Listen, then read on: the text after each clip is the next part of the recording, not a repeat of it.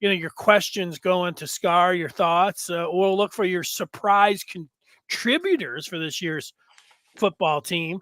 Last week it was the Big 12. This week it's the SEC with the media days. So we'll pull some of what we think, some of the important sound or comments from the coaches down there. They'll be talking rat poison and that kind of stuff down there in the SEC country. I think they're in Nashville.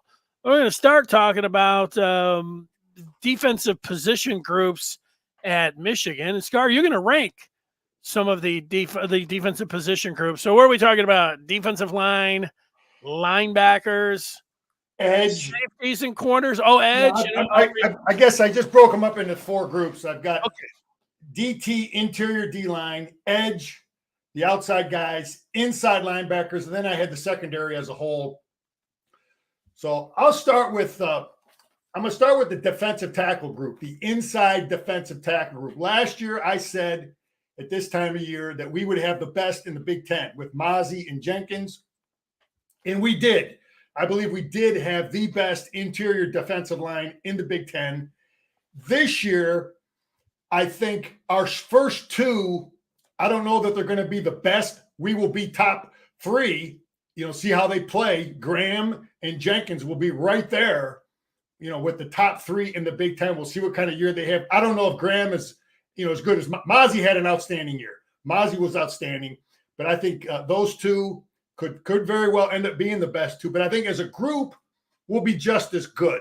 There's 4 or 5 good players in there. So I have the defensive interior line. First 2, not as good, but as a group, just as good. Any thoughts on that?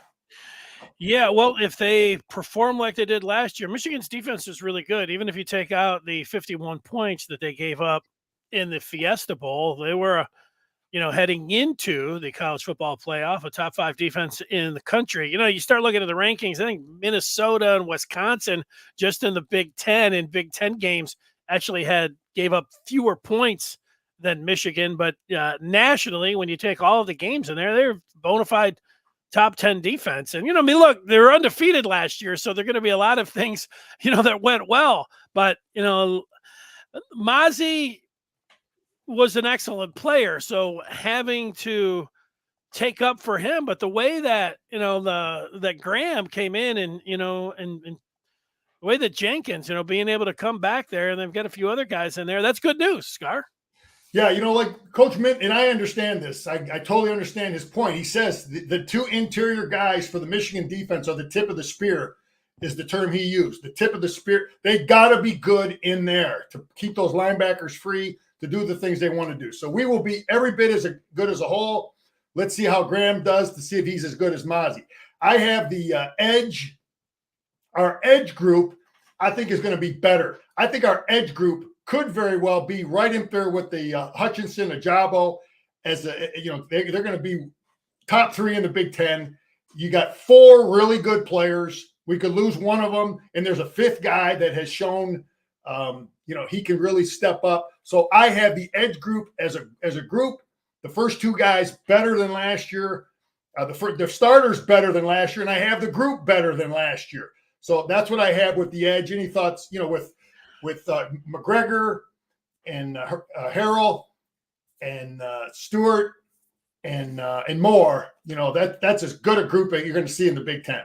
So I have them 1 through top 3 at worst. Yeah, I'm with you. Last year they were a very impressive group. The Okie in flashes was pretty impressive, and then really Mike Morris throughout the year. You can make a case, he was the leader overall of the defense, and they may have missed him late in the season when he got a little bit banged up. But I do think what you're saying, it looks like, McGregor's ready to come on. I think Harrell is the most underappreciated player in the Big Ten, certainly at Michigan. He doesn't get talked up when you start saying, hey, who are the stars of this Michigan team? I think Jalen Harrell is one of those guys. So I'm with you on that. And just what, we watched the tape and the spring game, Josiah Stewart, he looks like, Okie, what he was able to, Stewart looks like, I don't know how many plays he's going to be in there, but he looks like he's going to be impactful in terms of getting to and rushing the quarterback. I would also mention, and this is a shout out to you, Scar, from watching so much of that spring film. Keyshawn Bennett could be a factor in there. Not saying that some of the other guys that you haven't mentioned, but Bennett flashed. It's definitely just watching the tape of the spring game, you could see where he'd be if he's not playing, he's pushing the. Danny, yeah, a lot, when we get into my my surprise guys. Mm-hmm. A lot of that was going to depend on injuries, and actually Bennett is a guy that we could add to that surprise guy. And I hate to say it like this though, but some of these surprises are going to depend on getting an opportunity, and some of it might be if some guys get banged up. Sure. Now, we've got Scott believes McGregor could be an All-American. I just know as a former player, my going from that third year to fourth year, big improvement. I look at Moore; he's going to improve tremendously. McGregor's going to he's better. He's going to be smarter. He's going to be better. And same with Harrell. They're just a year older, a year smarter. All them little things that maybe fooled you as a third and fourth year guy. They're not going to get fooled. They're a year older, a year smarter, you're bigger, you're stronger. So those guys are all bigger, better. And so I'm really fired up about that group.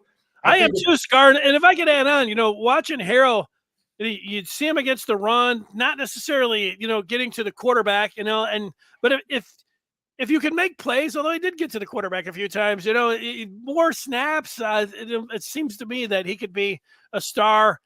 And McGregor, I don't even know if he has to get home. I don't know if I've seen another player where when he's rushing has the timing where whether he's jumping up and getting into the quarterback's face or whether he's just able to bat down the balls, the pass breakups from a defensive end. He's a big kid, man. He's every bit of 6'6". I'm 6'5". I talk to the kid. He's going to knock some passes down. So that group, I'm really fired up about that group. And I think Michigan people should be fired up about that group.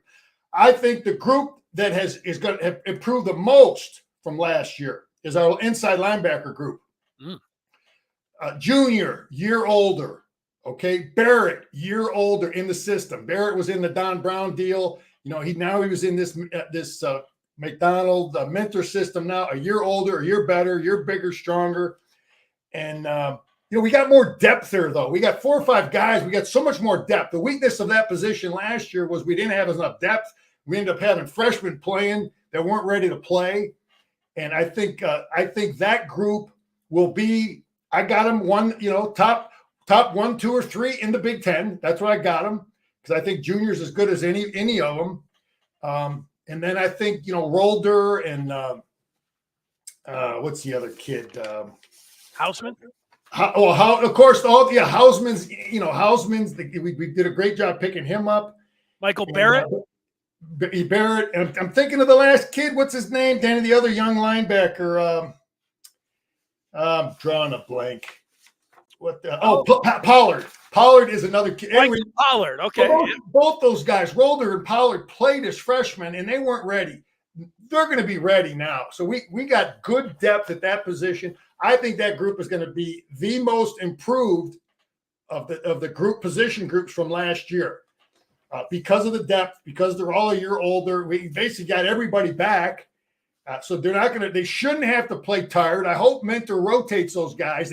For some reason, that's the only position group they didn't rotate as much like D-line and edge guys and secondary guys. I hope they rotate those guys so they don't play tired. Any thoughts on that position group? Yeah, well, if it wasn't for Harrell being the most underappreciated player in the Big Ten and by Michigan fans, I do think if it's one of those categories, the most underappreciated player by Michigan fans last year, I thought it was Blake Corum. You've talked with non-Michigan fans, college football fans across the country, and they'd be like, Blake Corum is awesome. He's a great player. But Michigan fans seem, not that they were down on him, they just didn't give him, I think the hype that, so that was a little bit of a surprise. I think Colson is in that category.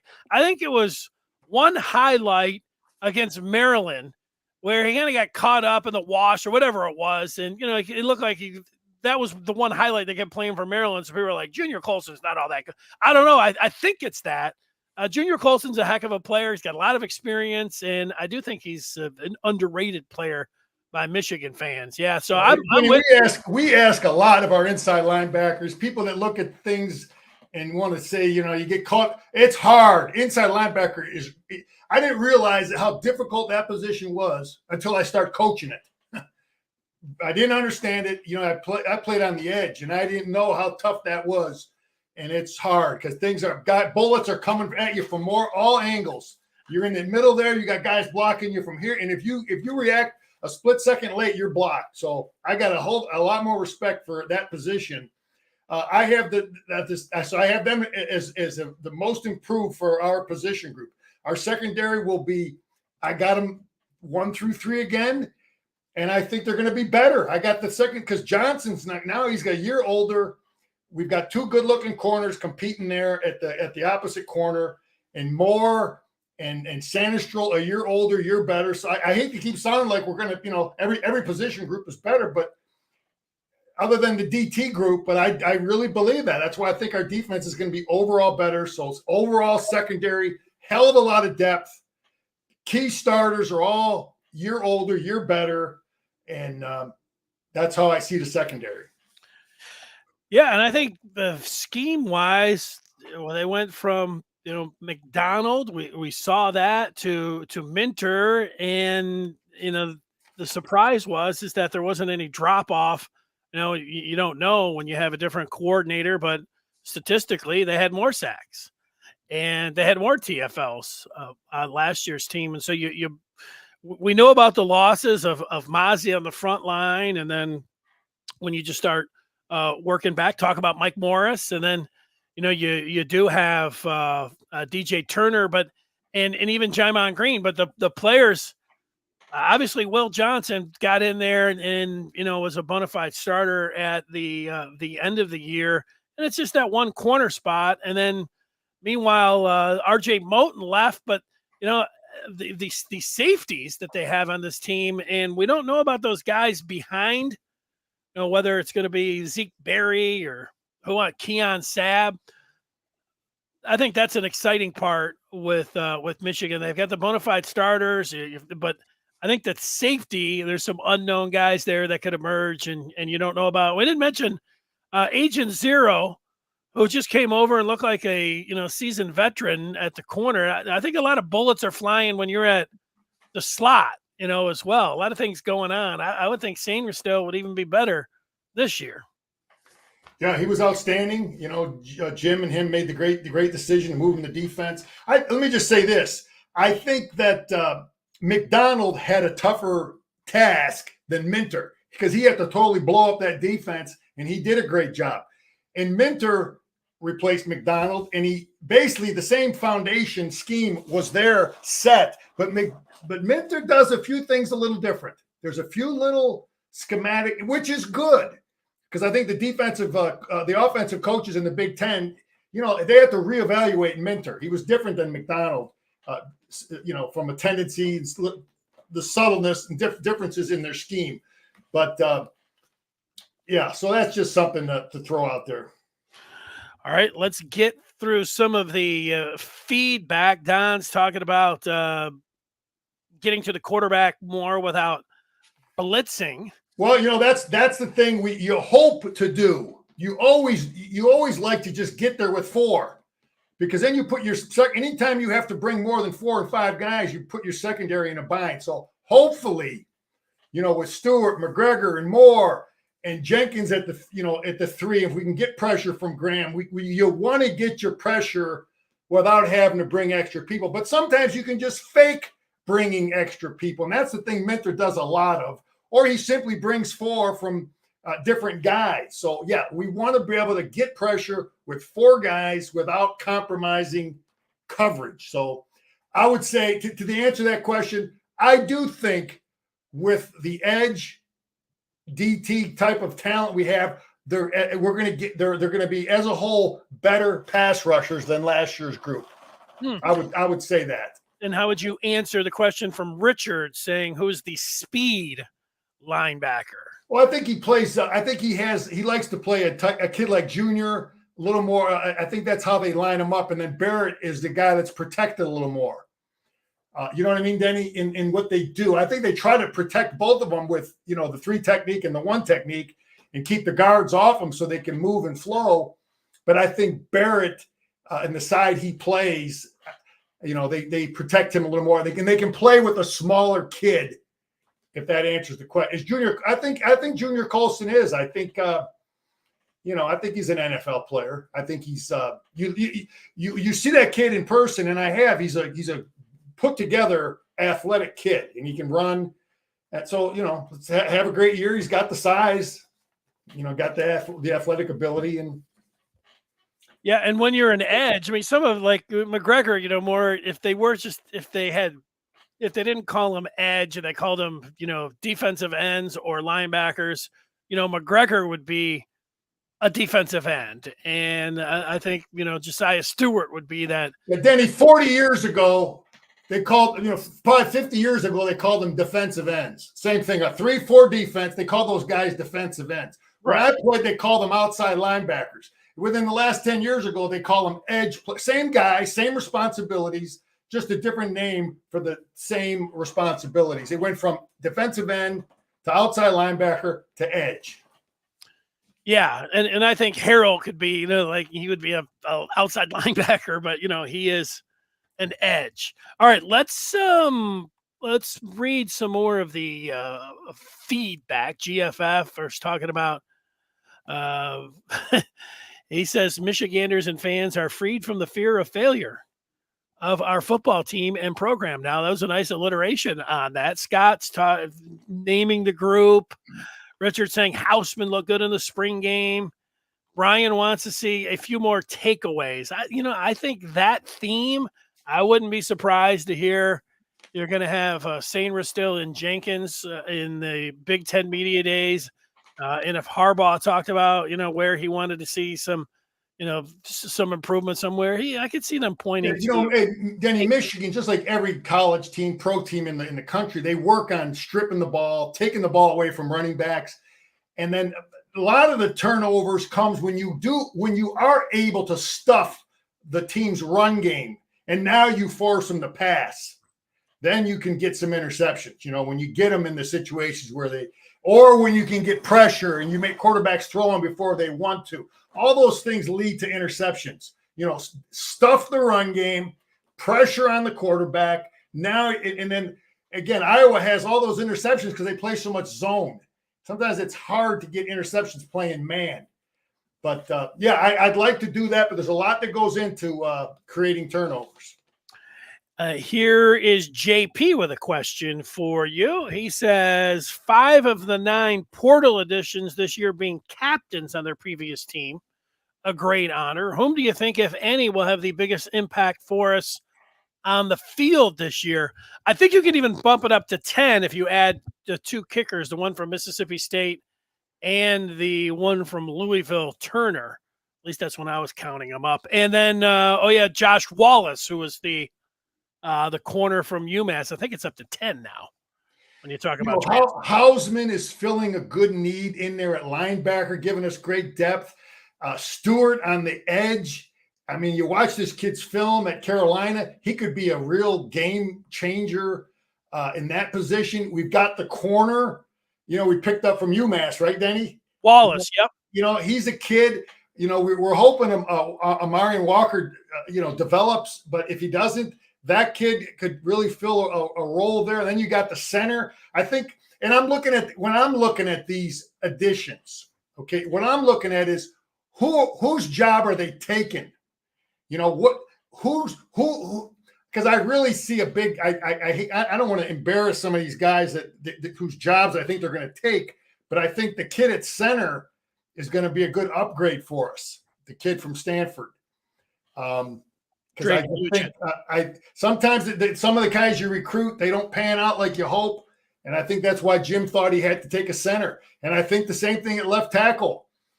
I think Henderson is a kid it's just a step up for Michigan's talent. Jim realized, look, I got some guys we recruited. They're good players, but maybe they weren't as good as I thought they would develop. And he went out and got better players.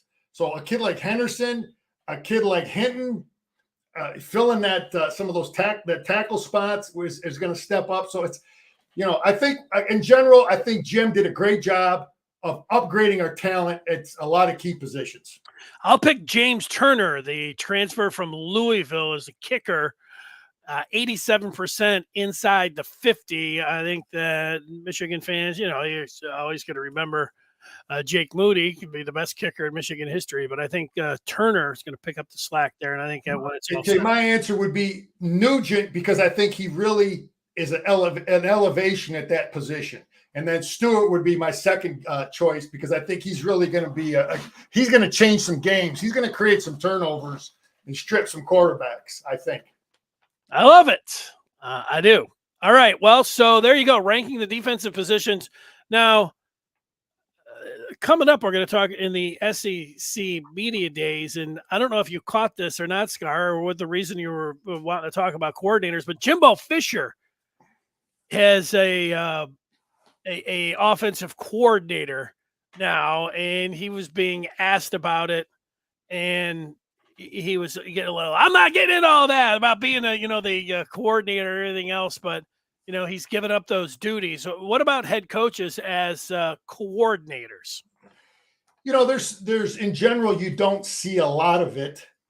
There are some guys that do it. Okay. Ryan Day calls plays at Ohio State. Jimbo called plays at Texas. Those are the two guys I had in my list. The guy at Duke is a great defensive coordinator. Elko. I think he's one of the best defensive coordinators in college football. He's the head coach, and he coordinates the defense.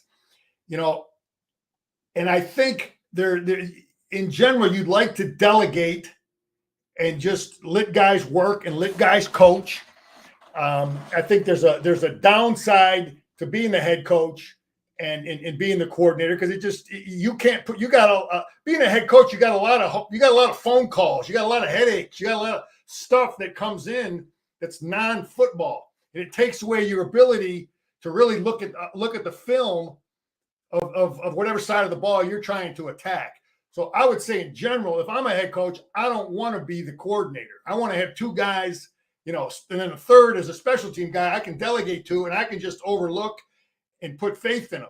Now, Jim has his hands in that offense, but I think he delegates a hell of a lot. He's involved with the play calling, but I'm gonna throw this out here because I've been watching Jim since he came to Ann Arbor, and this is just my opinion. And I've been going to practices since he got hired, and I think when he first was hired, I watched a whole lot of Jim Harbaugh coaching position groups, coaching quarterbacks. You follow me? And as the last couple of years I go, I don't see him. I see him walking around more like Schembechler did. More delegating. He lets his quarterback coach. He lets his coordinators coach. He's just kind of around. He's in the huddle. He's listening to plays, which is a great thing. If I'm a position coach or a coordinator, let me coach, man. Get the hell out of my way. And that's how I used to treat my coaches. I never called a play ever as a head football coach. My offense coordinator did. So anyway, I think Jim is lets guys coach. I think it's a better way to go. I just wanted to throw that out there, talking about the upside and downside of coordinating as a head coach. Yeah, well, the offense that Michigan runs now, if you go back and watch some of those Stanford teams, it kind of looks like the same thing, that was going on. That's going on now with Michigan. All right, let's get to some of the surprise contributors for this year's team. This will be an interesting one. I have to think about this one myself, but were you going to go on both sides of the ball here? You're just going to stay on defense? Yeah, I just got a few. Denny, I hate because I think the way we came out of spring, at least defensively, we weren't able to see a kid like Nugent. We weren't able to see Hinton. We weren't able to see Henderson. There's a lot of offensive guys that we were not able to see. Okay. Defensively, we got to see most of them. We didn't get to see the Massachusetts the Wallace kid. Okay, so a lot of these surprise guys, they're going to have to either beat someone out in early fall camp throughout the summer here, or they're going to get an opportunity through injury. And that's more than likely probably going to be what happens. But you hate to think that. But I think there's some guys. I think Cam Good, from an inside D-line standpoint, when I watched that kid in the spring, he's the fifth guy I had on my list rotating in there. So if we have any kind of issues with one of those guys, I think Good is a kid that's gonna step up and fill a void fine. Okay. I have Pollard and Jimmy Rolder as two guys that were young freshmen that are they might have to fill a role, because inside linebacker, Denny, it's a lot of contact, a lot of collisions. You know, Junior was beat up at the end of the year. Barrett was beat up at the end. You got to find ways to help get those guys out of the game at times, protect them, and not get them beat up. But I see Pollard and Rolder at the inside position as guys that are going to play a hell of a lot of reps and do a good job as guys that, you know, you might not think. Any thoughts on those guys? Yeah, I love it. You know, and Good watching him in the spring game. You know, he doesn't have to play a lot of snaps to get in there and be effective. You know, however often he gets in there, just eating up some space and stopping the run. But you saw him. I mean, he showed up there for sure. Yeah, I don't like the linebackers. There's an awful lot of linebackers. We're just going through them. So I know Rolder played a little bit last year, and Pollard. I don't know how those guys, like you said, if some guys get banged up, you can see them coming in and filling a role. And yeah. And I talked about Bennett too as the fifth edge guy. If one of those guys go down or have a problem, he's a guy that is going to be a fill-in fine there. I have Mullings on my list as a running back. I'm just thinking back to that practice I went to, and I watched this kid run the football. He's a beast, and he ain't messing around with defense anymore. That kid is a physical, good-looking football player. Obviously we got Corum and we got Edwards, but he's going to be in there on short yardage. He's going to play a lot of football. One of those guys get banged up.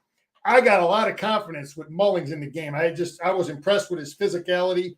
And I really like our tight end group, because I think there's 5 of them that are Michigan tight ends that we can run behind them and we can throw to them. And I got Marlon Klein as a young kid that I looked at. I watched him in the spring.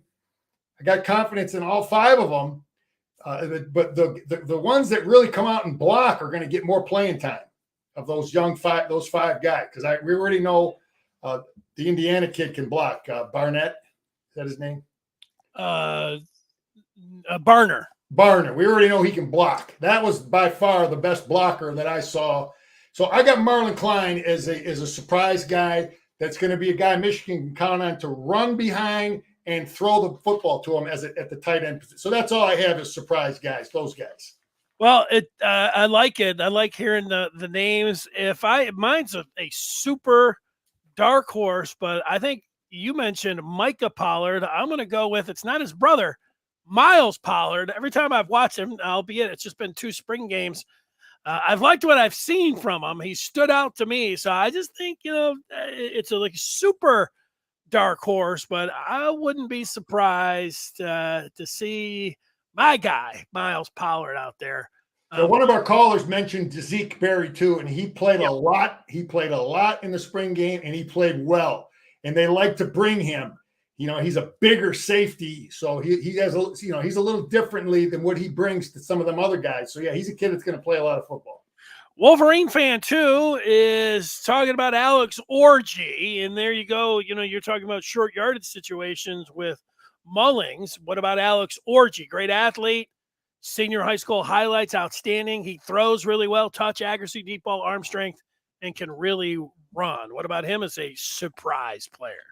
Yeah, Danny, we're all hoping that he can prove to the I'm just based on what I've seen of him.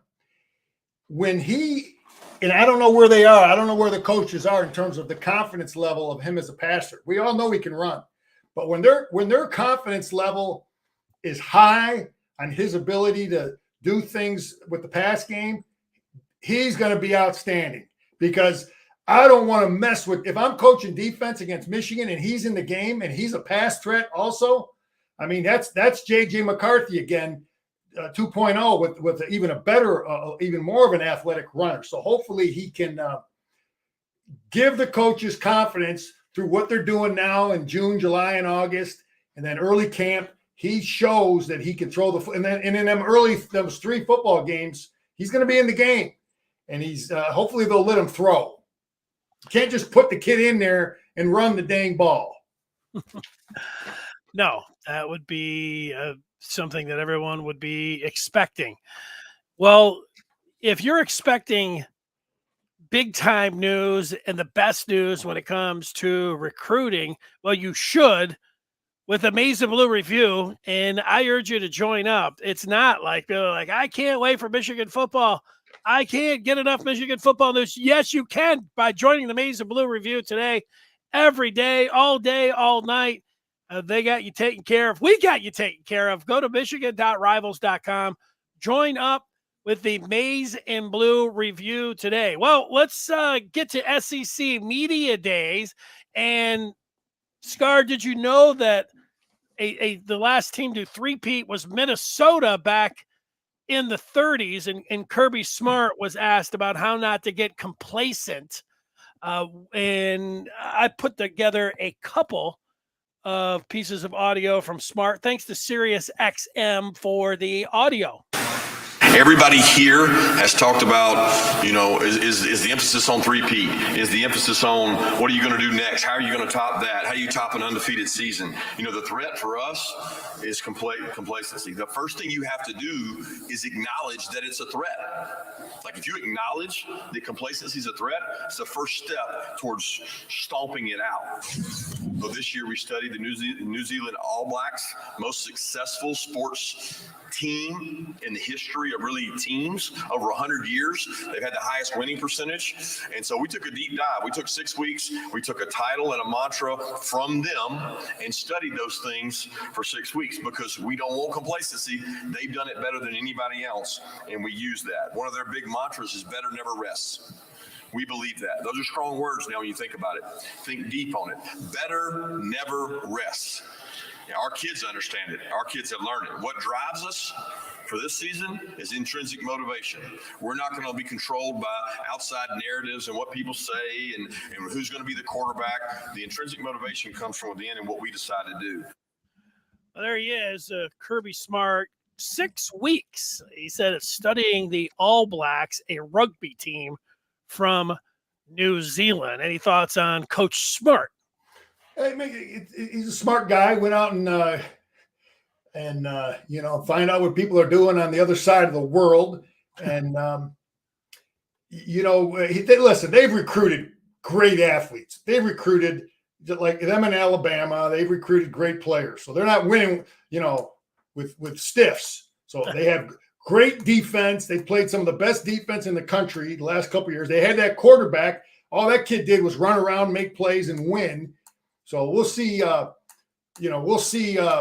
they do replacing him. But, Michigan's kind of there too. People are circling you now, man. Look,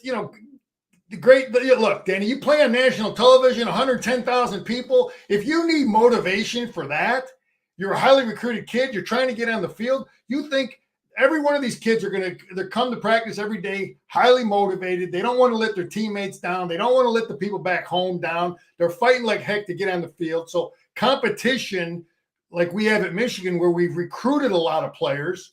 So there's competition every day in the weight room, every day in practice, every day, to get on the field. So all that stuff eliminates some of that complacency because you got so much internal competition to do great with every opportunity you get, whether it's in practice or in the game. Well, you mentioned Alabama about 30 seconds ago, and Nick Saban spoke today. I got one of his quotes. He was asked about what was going on, and he said, if you have high expectations for what you want to accomplish, it makes you focus on the outcome, and you're very disappointed. So we prefer to focus on the process. That's some good coach speak, right, Scar? Yeah. I mean, you don't say, okay, we all want to say, yes, we want to win the Big Ten championship. We want to win the national championship. Those are like those are those big goals, right? But hey man, you got to show up every day to practice on time. You got to go to bed early at night. Okay, the little things. Go to bed early at night. How about that? That's the process. Get up on time, go to school and be at class on time every day. Eat breakfast every morning. Those are little things. That's part of the process.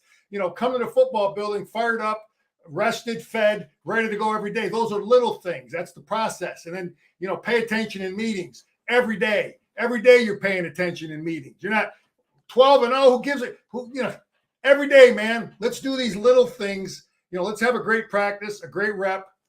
And the guy that I first heard say this statement was, take care of the little things and the big things will take care of themselves.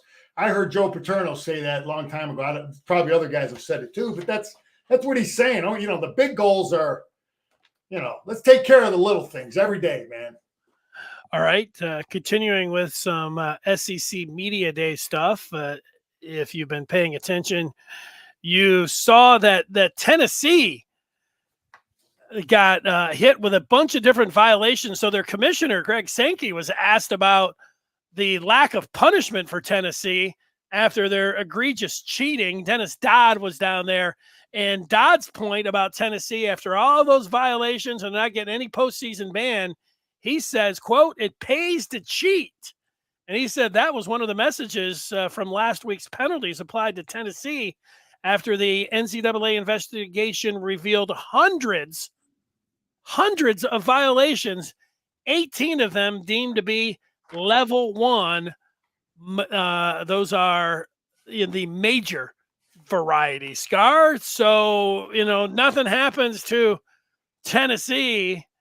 What's that say about cheating in college football? What are your thoughts there? Those are some weak punishments. It looks like they're doing more to punish the coaches that are part of that. So they carry that, that with them, so they can't get the next job so easily. That's good. If you're a cheater, and you leave the school in trouble the way it used to be, you can go get another job still. So, the SEC, man, they just do things really differently down there, Denny. We laugh about it. Paul Feinbaum, he don't want to talk about it, but it's a different world, man. They got blinders on some of this stuff. Well, if you ask Paul Feinbaum and you ask SEC fans, they don't care.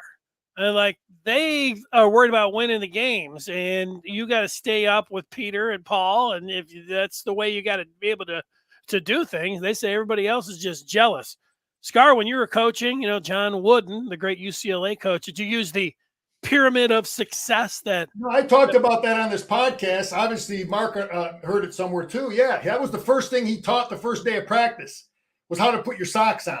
So that gets back to what Saban was talking about, those little things. But Danny, you look again. I don't know all the facts of what happened at Northwestern. I don't know what that AD at Northwestern knows. Okay, we got lawyers, all kinds of stuff. That thing ain't even over. And then the Georgia situation, I don't know everything that happened at Georgia with, the Carter kid. Now he's getting sued and all this stuff, and what that athletic director knows. But you got two situations. One guy in the Big Ten loses his job, and the guy in Georgia, he's still working because he won a national championship. The other guy went 1-11. So I don't know. I'm just throwing it out there. I don't know all the facts. Okay, I've been an athletic director. I don't know all the facts. I just wonder, one guy loses his job and the other guy is he's at the SEC talking about complacency. Yeah, well, you start talking to SEC fans, they'll say, hey, look, and here's Scott talking about, Bama and Georgia have been cheating. Bama and Georgia fans will say, it's better than some of the stuff that's been going on, with the Big Ten teams. I mean, it's pretty easy. And they say, what, we're paying our players? You're allowed to pay the players now. They feel vindicated since NIL. They were just doing NIL before NIL. And yet if you ask the college football fans, for years, most said that the players deserved a cut. So it just depends on how you want to look at it. And I know how they look at it down south. They're looking more at look at some of the stuff that's going on at Penn State. The Michigan's hands aren't clean, everywhere. Northwestern now, they're take a look in the mirror. like a lot of dog fans are saying when it comes down to talking about cheating and stuff like that. But hey, you want to go to it, they'll go. They'll go to it. They'll talk about it with you. Let's go. That's what they say. Yeah. Yeah, just quick thoughts on Northwestern real quick. We got a former Michigan offensive lineman, Anderson, coaching the offensive line down there. Kurt Anderson. Yes, that's right. You got Jenick, the former Eastern Michigan coach. He's from the state of Michigan guy. So anyway, there's some Michigan guys. Then I was listening to Mike Elston this past week. Amazing Blue Review did a good job. Had his quotes and thoughts online. And, Mike Elston has huge responsibilities at Michigan. All these guys do. And I think Jim does a good job of distributing it. But he's got the front four of our defense. He's got the inside guys, which could be three at times. Sometimes he could be responsible for all five of those guys if we come out in a 5-2 look, which we do, occasionally. So when I played, you had one coach responsible for the edge players, and you had another coach responsible for the interior D line. Mike Elston has the whole front five. So I just want to point that out, that's a lot of responsibility. He has, I watch practice. He has one of those analysts. He has some guys helping him. Okay. And he delegates it, and he's got those guys helping him out. But I listened to him talk, and, it gets back to the same thing I've talked about, and I understand as a coach. He focuses on double team. If you cannot play double team as an interior D lineman, you ain't playing. My coach told me the first day at Michigan, he's like, Bear Bryant said at a clinic one time, is an outside back. If you can't play the sweep, you can't play. You understand, Denny? Everybody going to have a tight end that's going to try to reach your edge player or your outside linebacker. You better be able to play the sweep. So Elston's talking about, you better be able to play the double team or you ain't playing for Michigan defense. So talking about those interior guys. So, all right, Scar, I've got two more things for you. I'm sorry. Did I interrupt you there at the end? No, that's good. I just was really impressed with Elston. He's got a lot of responsibility. He does a great job. And I liked how he emphasizes the simple things like double team. When you watch Michigan play, you can see that we do a great job with that because he emphasizes it. Who gets the Northwestern job? Denny's. Well, they hired a guy, which was surprising. They promoted a guy who this is his first year there, so he's an interim guy. David Braun. Yep. Yeah, they kept the whole staff intact. I thought it might have been Jenick because Jenick had head coaching experience at Eastern Michigan. But, they got a guy in there, and that place is a mess now. They're dealing with a lot of stuff, lawsuits and guys from 6, 8, 10 years ago. And that leader, see, that's what I mean about, coordinating and being a head coach. You know what I mean? Being a defensive coordinator, offensive coordinator. How'd you like to have that Northwestern job and also be responsible for coordinating the defense every week? Because there's just a lot of BS going on. And that's the stuff as a head coach that takes away from your time to really focus on your side of the ball and what the enemy's doing. Jason says David Shaw, he would be, I would have 5 candidates. David Shaw would immediately be on that list to have him come in, the former Stanford coach, have him come in. He would be perfect for Northwestern. But the guy that they want the most is the offensive coordinator for the New York Giants, the former quarterback there at Northwestern, Mike Kafka. That's who they would want if they could pick anybody. He turned around Danny Dimes in New York, Daniel Jones. Before that, he was in Buffalo with Josh Allen when he had his best years with Mike Dable or Brian Dable before he went over. Yeah, Danny, the question then is, okay, where do they go next year? Okay, I guess I wasn't answering the question properly. That's the question. Where would they go next year? Kafka and Shaw would be. Yeah, I think Northwestern is a place. It probably helps to understand what they're up against in terms of recruiting, the culture of Northwestern, because I hate to, Fitz did a good job with the culture. I don't want, this obviously is he dropped the ball to some extent here now with this situation, but the guy did a good job with the tough because Northwestern was a joke when I played. I mean, they were like playing a MAC school, and all them guys were losers until Barnett got over there. So, you think someone that, is under that Barnett early fits, when they were winning, going to the championship. The guy you mentioned is a great guy. Or Denny, you got to get a guy. I'll tell you, a great coach I still think that is just, people don't even acknowledge him, is the guy at Eastern Michigan University.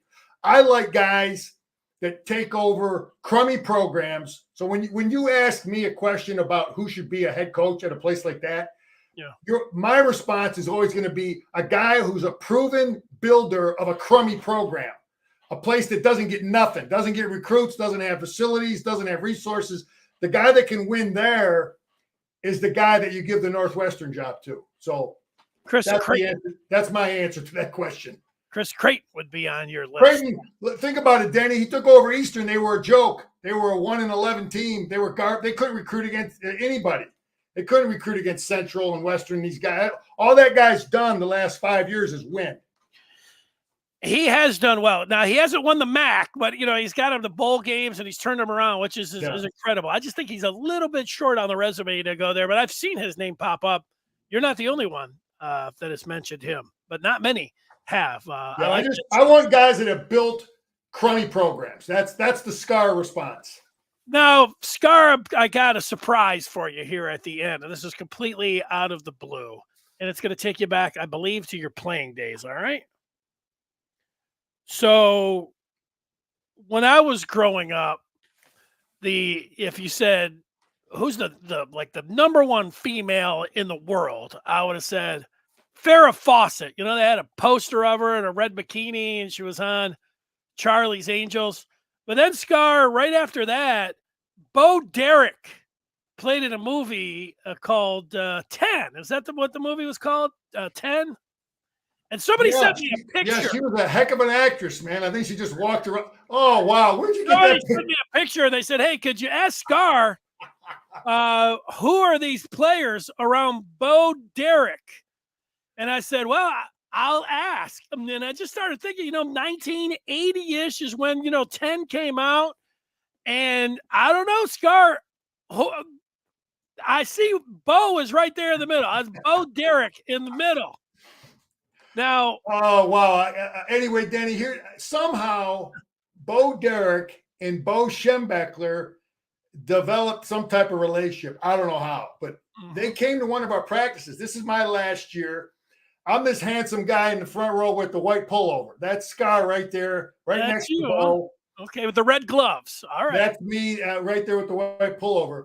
And then the guy. Number 29 is that's Todd Schulte from Kentucky, outside linebacker. The 86 is Steve Thiebert. He was a young outside backer behind me. Ended up being a starter a couple years after I left. And oh man, I can't think of some of those guys' names. I see my man Jeffrey Lee Aker, the black guy in the back. He was the other outside backer outside me from Massachusetts. And then Keith Cowan, 58. He was from Buffalo. And but yeah, she was at practice. She took pictures with some of the guys, and beautiful woman. And that's my Bo Derek. There is Bo Derek. Bo, and there it is. It's a little more closer up here, Scar. Yeah, there he is with that cheesy mustache, and Bo Derek. So did you talk to her, or you just got the photo? I think we just we weren't we didn't we just took a pic and. She was with her husband over there, so you didn't really get. He was keeping a close tabs on her. Yeah, with all the Beauty and the Beasts. She looked great. Yeah, she was a beautiful woman, and that was. I forget when that was. It was before. Yeah, anyway, it was my last year, maybe in bowl practices or something. But yeah, she was there with her husband at practice. Well, I like it. Thanks for the. You did a good job identifying who some of those players. I had a list. Who that other guy was there. I feel bad. I got a list. Schulte, Akers, Jeff Akers, Keith Cowan, Pete Wentworth, Joe Howard. That was it. Pete Wentworth. Oh, I forgot him. Yeah, that was him. The other guy. There it is. Yeah, people like it. And then Scar, what about this point? Bring the stash back. Yeah, that was the look back in the day, man. The little cheesy mustache there. It's the look now. It's back. Yeah, it's coming back. You don't see as much of it with these young guys, but yeah, you look like, it's a great picture of you. 86 is a little distracted if you kind of look where his gaze is going. Yeah, he's checking taking a peek at the young lady there. You're not supposed, you got, you have to have that eye discipline. Everybody else kind of looking at the camera. Old 86, he's a little distracted. I think the guy right behind Bo, you can just see his head in a white jersey is, I think that's Bob Popowski. I think he was a great guy out of Chicago, but Steve Thiebert ended up having a great career. Denny, I think about, you think about guys, people talk about develop, you learn from the guy in front of you. I learned from a guy named Robert Thompson and Mike Lemeron and Ben Needham. These guys, you might not know who the hell they are, but these guys were guys that were there my freshman year, sophomore year, and you learn from them. Yeah, you learn from your coach, you learn from your position, but there's just little things you learn from the guys that played your position, and I'd like to think, Steve Thiebert learned some things from Jeff Akers and me as we were the old guys on that team. Do you have that photo, Scar, or is that the first time you've seen that? Yeah, first time, man. There you go. It's been a long time. I ain't seen that. I remember seeing it maybe 30-some years ago, but it's been a minute. There it is. Well, good. It was a good surprise for you. Maybe we could send your photos of Scar to me. You can DM. Yeah, at that time, Bo Schembechler and Bo Derek, they were popular figures. And somehow, I don't know how the heck they met each other, but they did. And he brought her to practice. In the early 80s, there were before Bo Jackson, the most famous Bows were Schembechler and Derek. And so they got together. Yeah. That's I can see it. Nice job. All right, Scar. Can't wait to talk with you next week. We'll rack it up and do it again. Yeah, Denny, this cool weather, I know the strength coaches aren't happy with it. They want hot weather. You got to get it. You got to get that heat. Get ready for those hot games. But, yeah, we'll be ready to roll next week. Go Blue. There he is, Jim Scarcelli.